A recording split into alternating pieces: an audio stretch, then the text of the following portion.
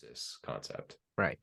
I mean, the last thing I'll say about that, like I know, um, like if I were to ask you to describe it in cataphatic terms, like as you were saying, like it's not really possible. But like to me, it seems like the both of these are distinct from theosis because with what you were talking about, the position you lean to, it seems like there has to be like there has to be some sort of sacrifice of your own personal distinctiveness. While for theosis, you remain distinct while God becomes fully like he indwells in you, like the incarnation idea. The God indwells in on the earth. He tabernacles among us. Right. He perfectly unites himself to the world. But you In the you lose all your negative qualities, right? Right, yes, you lose all like Yeah. all your the consequences of sin, right? Like you lose your fallen you lose the incompletion we were born into, the world and time, we enter into eternity. But that like for us, individuality is not the product of the fall, nor is it something that's going to be dispensed with.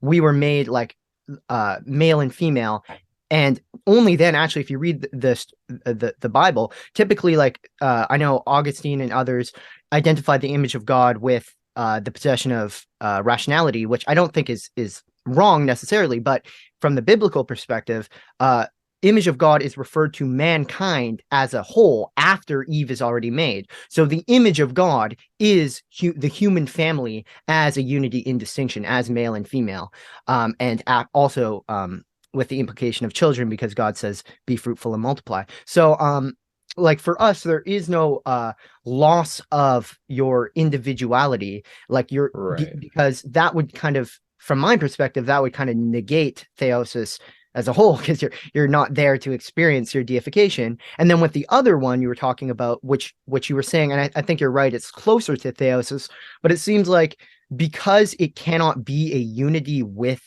the absolute, like it kind of has to remain within a lower order of being. So that wouldn't be, how could that be perfection then? And I know you lean more towards the other idea, but Hmm. it with the other one, it seems like I know like you were saying that souls are eternal and stuff, but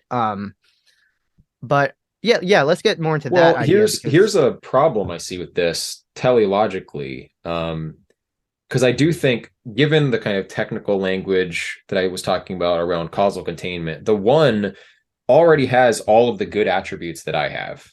Everything that's good in me is right, there in the one. right, So if that's my individuality, then I don't lose it. But there isn't an exclusive identification with it, as compared, like I said, I'm no more me than I am you at that point. I would also have all of your good qualities. So, like teleologically, we to accept that individuality entails like a kind of exclusive identification with this particular set of goods, then it seems then that we can't ever fulfill as much good as is possible, and God would therefore like assign to us an imperfect state of being in eternity instead of perfecting absolutely, and instead of just identification with a particular set of good properties. Instead, you would identify with the whole, not right, losing that identity that you are, because it's causally contained in the one. right, But right. then you go beyond theosis as defined in orthodoxy, I would think.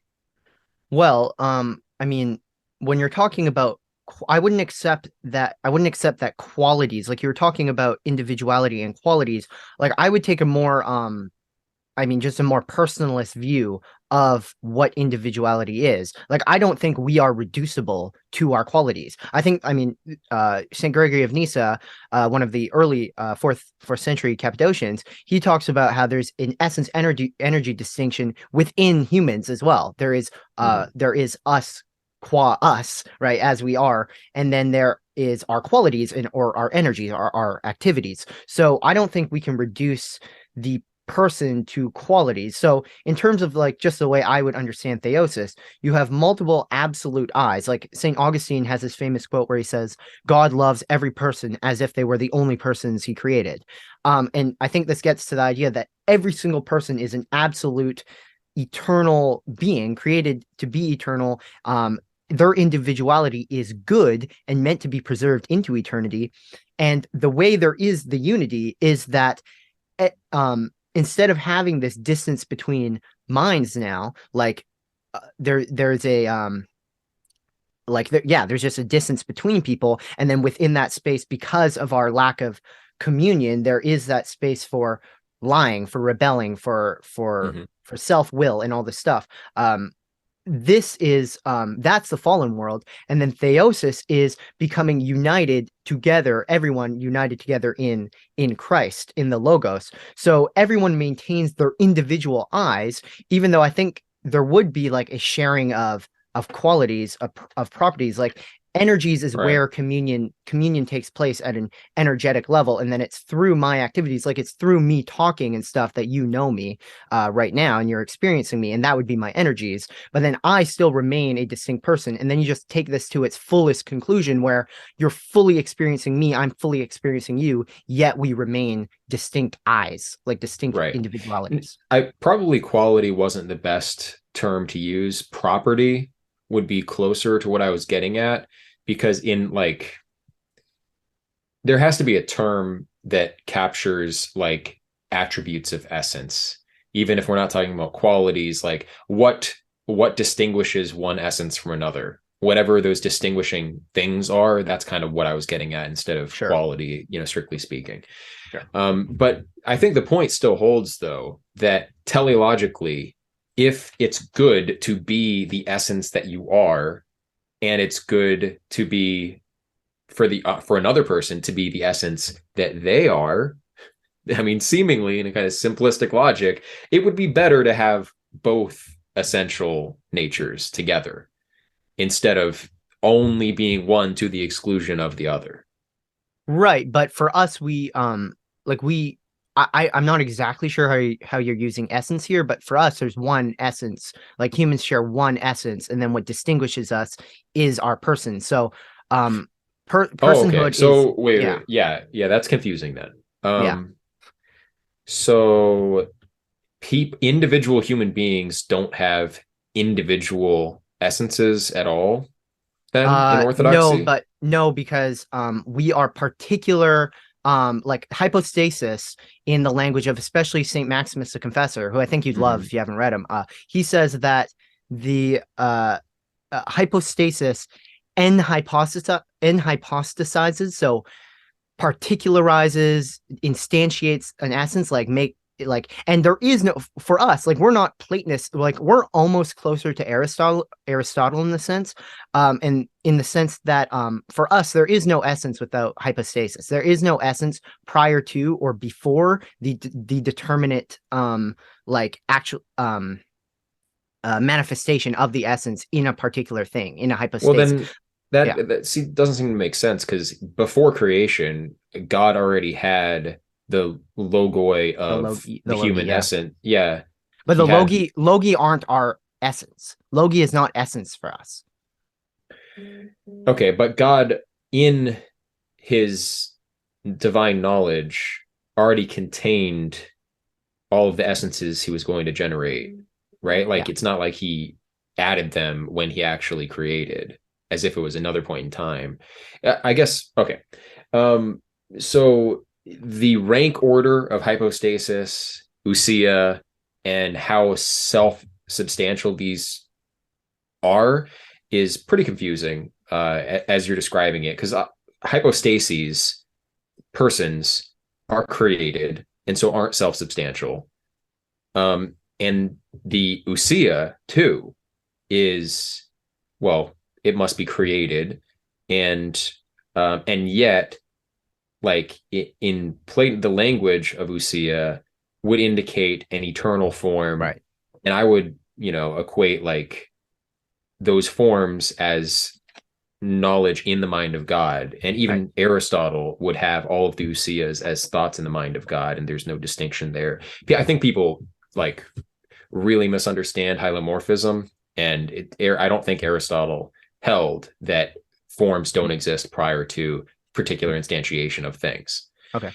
But anyway, so yeah, I mean, I'm still not clear on how these concepts rank and why, and where's the logic for that. But like going back to the teleological issue, okay, the point is whatever I exclusively am in the blessed condition in after salvation is completed, in theosis, what I exclusively am, I can understand there's a communication with all the other things in terms of energy, but my essence then is still kind of like mine only, and I don't have the essences of other things.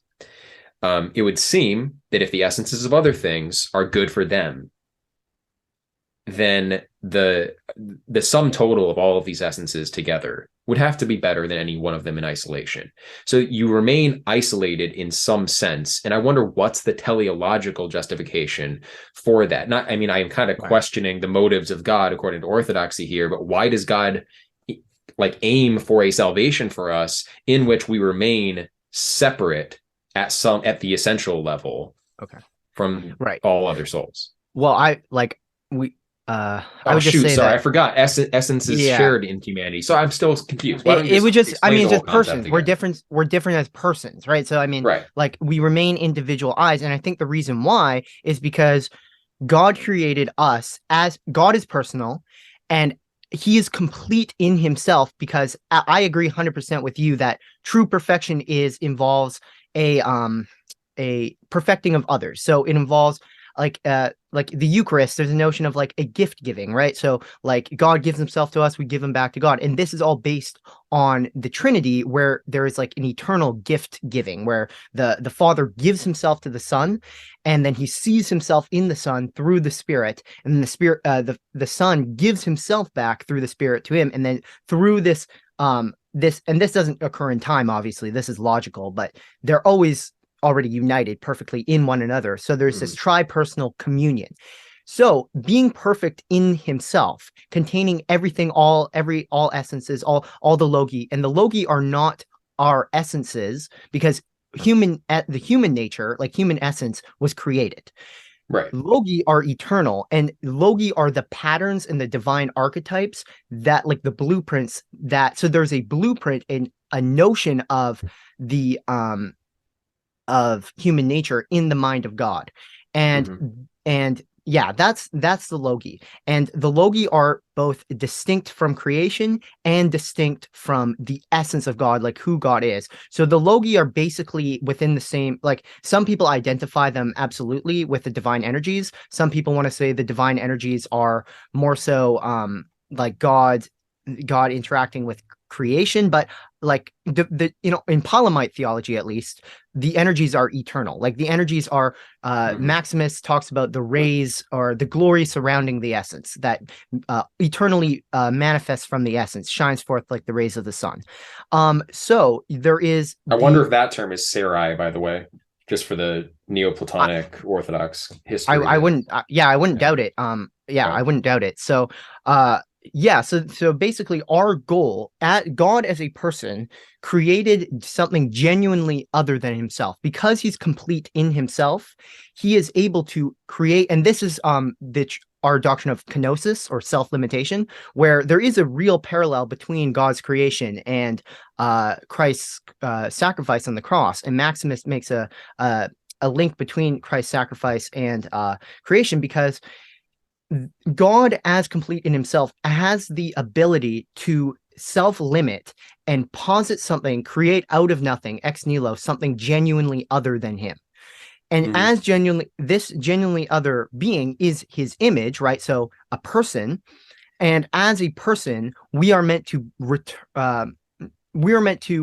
be united with God by grace, like through His activities, through His love, the grace that He pours out. We are meant to synergize our wills with the will of God that He reveals through His grace, and enter into eternity. And eternity is precisely defined as a personal communion with God.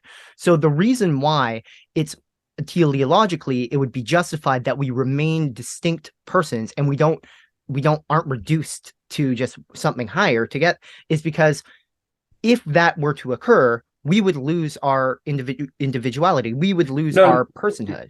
Okay, but instead of saying it blends into something higher, why couldn't it be instead that I am my individual person, but also all the other individual people? Like, why can't you have all of these identities instead of just one? I think there's a sense in which that does occur. We are not another person, but we have that other person. Like we have Christ. We have them interior to us, but there remains that distinction there, because I just don't think that I just don't think it logically makes sense that you could be yourself and also be another, because like these are two absolutes, right? Each individual is absolute, like image of God, and if they were to become each other, I think that would have to result in a negation of their distinctness. So I think what Orthodoxy is trying to get at is, how do we get a perfection of unity while remaining distinct? And I think that from our perspective, it just doesn't really make sense on a logical basis that you could be someone else but also be you. Like, how would you explain that philosophically? How would you justify the idea of being someone else and you? It would blend into the Henosis concept in the sense that if the hypostasis is the self with a capital S of Carl Jung, which it sounded like, then that is there causally contained in the one already. And so if you had that identification with the highest aspect of yourself, that would place you in an identity with the one, because your first being, in a sense, would be causally contained in the one already. So if you had made it there all the way, gone as close to the first principle as possible, then there would no longer be a distinction. There would be a distinction, but you wouldn't exclusively be your hypostasis, to use it in your sense as I think you're using it. Right. Instead, like, you would kind of, because that's there, all that's good, all that's real in your personal identity is there already contained in the one. But once you got to that level, you wouldn't be making the discriminating identification act. You wouldn't be like saying this and not this. It would just be the simple I am, containing all of the goodnesses that come from all individual things. And that would be, I mean, it makes sense with the kind of procession reversion idea in Procline theology, where you have a movement away, procession from the one that is creative, that multiplies, that creates these distinctions. And then you have a reversion of all of these things back to their source. And because there is this cycle, it's a way of baking the having already created stuff process into the abiding or fundamental nature of the higher thing. So the one processes, it abides, processes, and reverts. Everything that proceeded from the one reverts to the one, ultimately. Everything real, obviously not the evil stuff. The evil is going to be kind of a matter of perspective. To God, nothing will be bad, only for particular souls. And Proclus identifies exactly what level of soul evil first appears. And it doesn't have an ultimate reality. Only for those souls and things beneath them does evil have a reality. But in any case, the multiplicity goes back to the one, and kind of in that sense, like, fills out the abiding nature. But because this isn't a sequence of steps, it's an eternal cycle, sort of like the Trinity is an eternal communion. Right. Then there isn't this kind of problem that you mentioned earlier, where like, why does the one have to create if in order to be good? Well, the creative act is there already, kind of baked in essentially, anyway, because this abiding, proceeding, reverting cycle is intrinsic to the one itself. Gotcha. Okay, that helps a lot, because I think like that was kind of just my goal with the talk, just to clearly define our differences here, and I think we're getting to it, because for me, and from an Orthodox perspective, God is complete in himself. Like everything you were talking about with like the sort of the creative necessity, like obviously we don't say Christ or the Son and the Spirit are created, but this movement beyond oneself that I agree is necessary for true perfection. That is already in the Trinity. And then also all the logi, all the ideas for individual beings and their natures, their essences are in God as an idea, as a thought. And then creation is genuinely something other than God. But because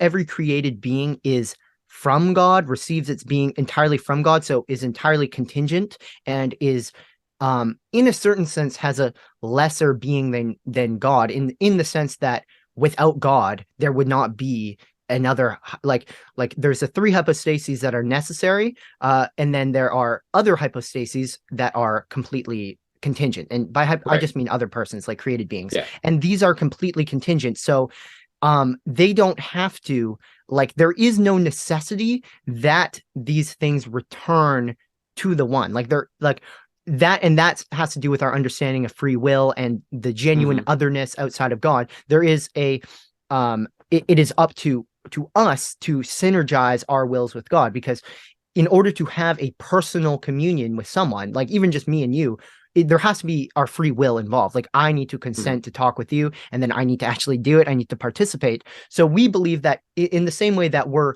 downstream from God in the created order, like not the created order, but in terms of him being eternal, us being created, him being necessary, us being contingent, in the same way, we receive grace from God. And that is like the primary cause of our ability, like that energy that we receive, the grace we receive, is what we use to synergize our wills. Like we couldn't do that without his will, but also you also need the synergy of the will to return back to God. And that's why we believe in stuff like eternal damnation. Like eternal damnation is possible because we are truly created outside of God. He genuinely, out of nothing, creates something outside himself because he's perfect in himself. So it doesn't really matter, like ontologically, what happens to creation. God, as a personal loving being, obviously cares and draws everyone to himself, calls us all back to him. But ontologically speaking, we could all reject God and be damned, and that wouldn't have an effect on God's nature, because he's complete in the Trinitarian communion. So I think the difference here is that you, from a monistic perspective, you would want to show how ultimately every single thing, every distinction, which, or I guess it's illusory from the perspective of the one, but are real distinctions, like at their level of being, they ultimately need to return back to the one as their essence. And then, but for us, who would say, our essence is genuinely other than God's, is genuinely other than the one, and for that reason we have freedom and the ability to return to God or to lose ourselves. So the concept ousia essence is clearly different as we're talking about it. For sure. So I would say there are ousias that are distinct from the one, and it's not that all things have one essence in the one. Sure. They have their own, like I as an individual have my own essence that's distinct from yours, but at the same time there is a human nature that both of us share in, and there is the essence of human nature. So we have that essence of human nature. We also have our particular essences, so that it's a slightly different concept. But so the problem here with free will has to do actually with the same ambiguity in the ultimate self-identity that I mentioned in Plato himself and in the Neoplatonists. So we clearly have our soul. Our soul is one eternal structure. The soul has its essence in eternity and its energy in time in Platonism. So like the essence of my soul is it has an eternal existence no matter what, and yet it's not the one itself. It is something, in a sense, it has a necessary role in the whole of things, but I mean, you could call it created, you could call it generated. It is in the image of the one. It's not the one itself as that essence. But as I was saying, I don't know that the self-identity is ultimately restricted to the essence of my particular soul. And, you know, at one level, in Platonism, you can say there are all these hierarchical levels that have that necessarily must be, and yet they are kind of generated from the one, and they do have a necessary reversion.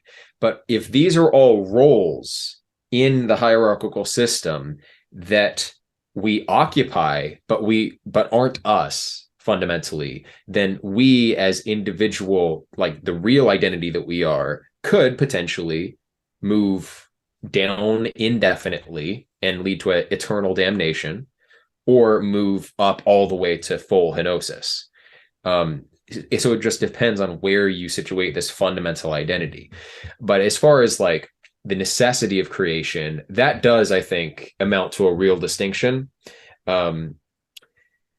Because also one other like qualification here, these roles may have like a necessary sense of generation. They may like be necessary beings. But the individual path through them may be like indefinitely multiplied. Like you might take an infinite number of paths, in the same sense that, like, you know, there's one map, but you can navigate it in an infinite variety of ways. So in that sense, we may be dealing with like the freedom realm, which is like kind of infinitely more vast than the necessary hierarchical structure that is defined intrinsically. But anyway, so that's, I think, where the real difference lies. It's that all of the forms, I think, are necessary, and yet they're images. All souls are necessary as a logical consequence of the forms being necessary, because what defines a particular soul is the kind of temporal way in which it shifts between the different forms. So it's sort of like, you know, if you admit that a certain set of mathematical principles are like real, then immediately all of their consequences have to be real too. You can't say only the principles have a necessary existence, not the consequences. Once you define the principles, immediately the consequences follow. So in the same way, if the forms are necessary, then all the souls, which amount to all the kind of paths through the forms, to oversimplify it, are necessary too. And that would be the last of the necessary beings. Ousias are necessary. So souls, forms, and of course everything in the first hypostasis as well would be necessary, and yet created in a sense. Okay. Yeah, I agree. That would be like a distinction. And I mean, one thing I've been wanting to ask someone who takes a monistic view of reality is, when it comes to, like, you talk about how everything is implicitly or seminally contained within the higher orders of being, right? So, and then the one contains everything.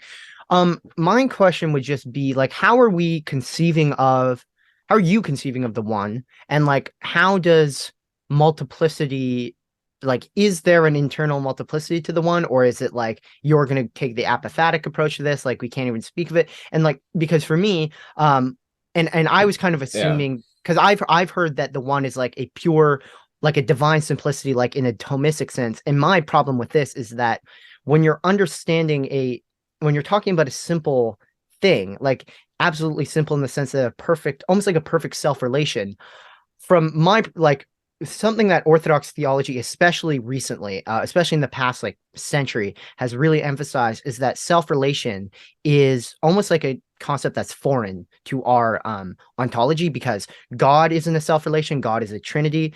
Humans aren't self-relations because we are entirely contingent upon God. So God gives us to us, and then gives our being to us, and then we're meant to respond to him. So like, being is this dialogue, this, like, the fullness of existence is the communion, the dialogue with God. So there's always a self-transcendence as opposed to a self-relation. So how do you conceive multiplicity in the one? Is it something you can't even think? Or, and why, this is what I'm wondering. Why, on the basis of the one, do we have to have the other hypostases? Or are you going from the lower level and then deducing the one from that? Or do you think you can go both ways? Or yeah. Well, yeah, the dialectical process would be moving from particulars up ultimately to the one, Sure. and then back down. So both forms of motion are possible. But no, I don't conceive of the one in strict terms. Like a conception of it is impossible. Right. And yet, like, we kind of circulate around these higher apophatically predicated, what's the term I'm looking for? Ineffable levels of reality. We have to kind of circumambulate them and know them by their consequence in lower levels of being. So, like, if we know one of the forms, which I do think it's possible to have knowledge of, although not a concept of, we don't have a concept of each of the forms. The concept would be like the term noema, and that's at more of like a dianoetic level, which is kind of the level of soul itself, like the thought process, discursive reasoning, and relational definitions. That's at like that soul level of what we are. But then the intellect is a more unitive mental process. I mean, it's inadequate to call it a process. Well, what is the intellect? What is the intellect? Because the intellect can't be reduced to like rational comprehension of concepts and thinking of concepts. Right. But what exactly is it?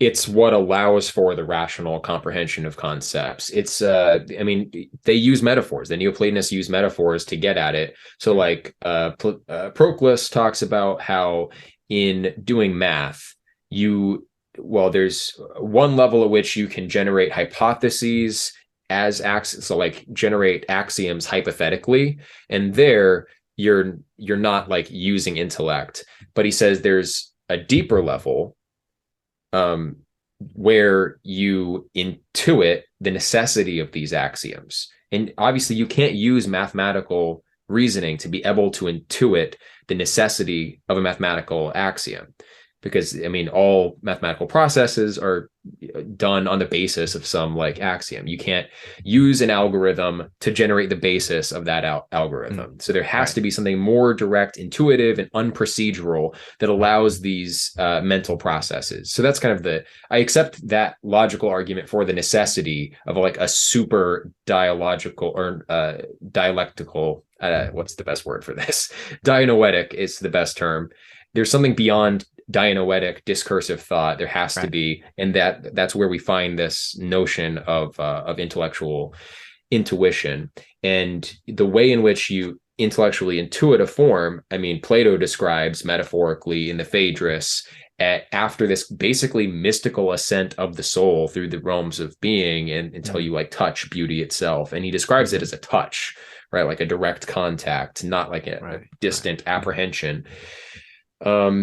But yeah, it's, I think in the dialogues, like that's kind of what Plato is leading us to, is we question the nature of justice over 10 books in the Republic. We take forever to try to circle around this notion and see all the problems with every particular discursive definition we arrive at. Any like taxonomic definition ends up being slightly inadequate. And after the process is what's meant to like trigger this intellectual intuition in us of the essence of this thing. So that's how we would know the forms. So it's an indirect process, but we do have intellectual access to them. And then beyond that, we can infer, given what we know intellectually of the forms, we can infer what their paradigms must be like, because obviously they're made in the image of the one and everything above that. So anyway, the multiplicity in the one can't be a numerical multiplicity, because numerical multiplicity comes beneath the intellectual realm. It's inherent to the realm of soul, basically. It's in the mathematicals. It has to be beyond the number of the forms.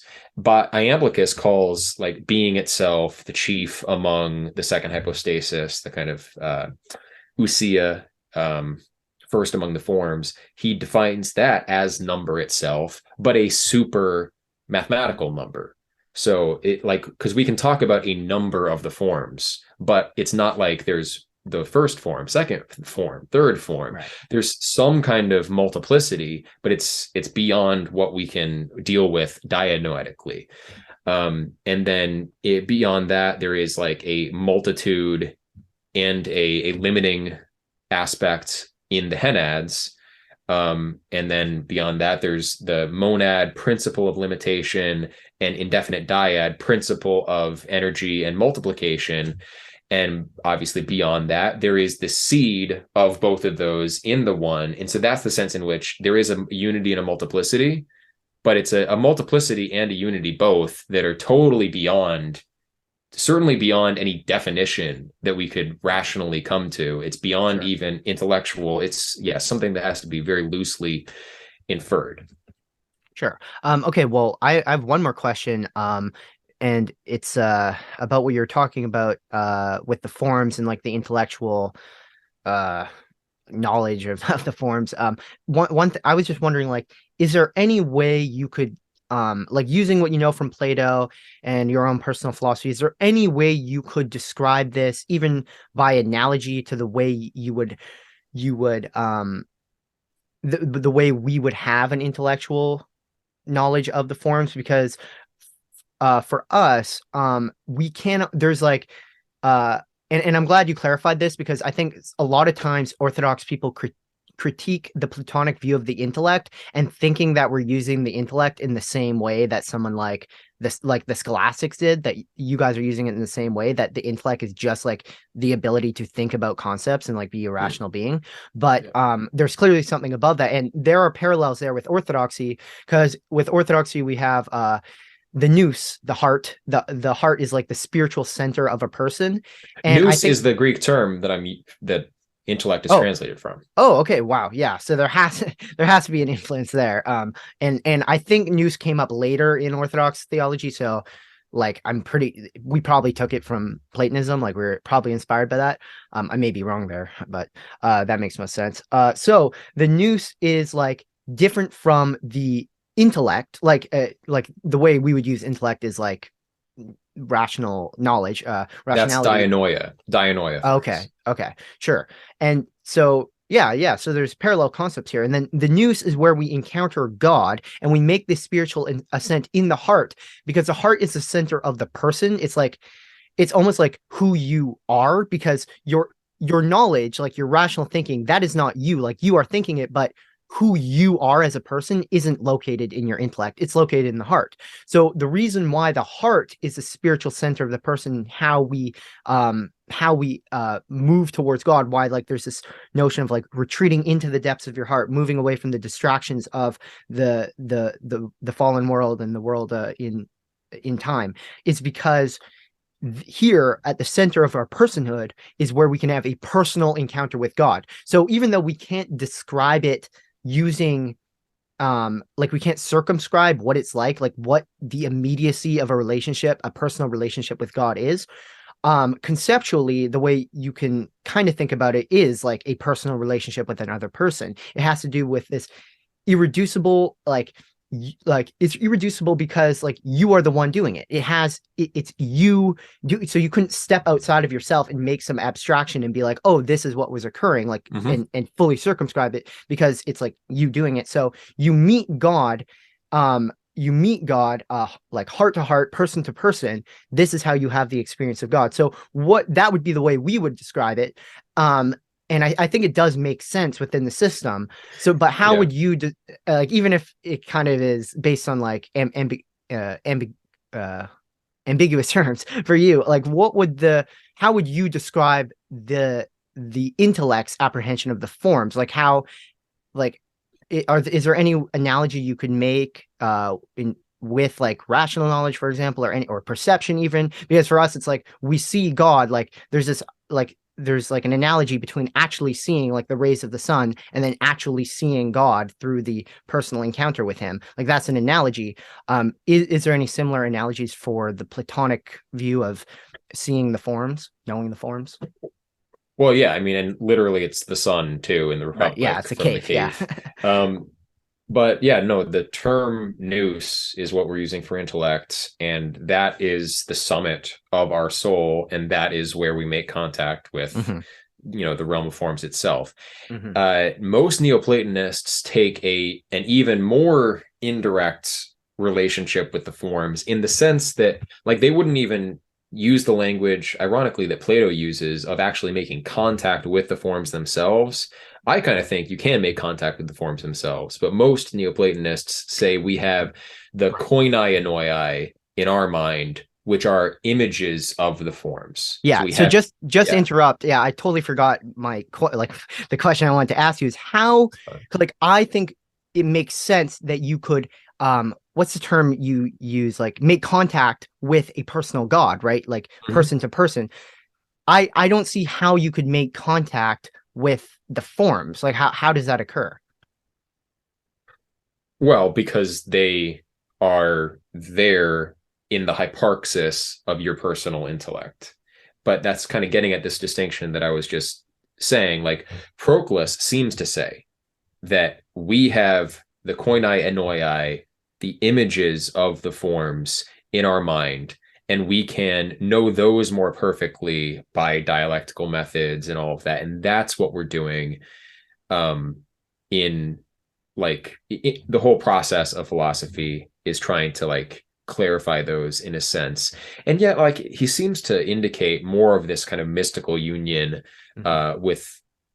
with higher realities in any case. I think it's maybe because Proclus like emphasized the gods more than like the importance of making contact with the forms themselves. Probably just to like emphasize like this isn't a solely intellectual thing. There is that Mhm. higher Mhm. unific henatic realm that we really ought to be aiming at, I suppose. But in any case, like the summit of our intellect converges with the second hypostasis itself, it converges with the realm of forms themselves. So if you ascend to your summit, simultaneously you are like passing through the realm of forms. And if you continued even further, of course, in my opinion, as more of a non-dualist, you would eventually get back to the one.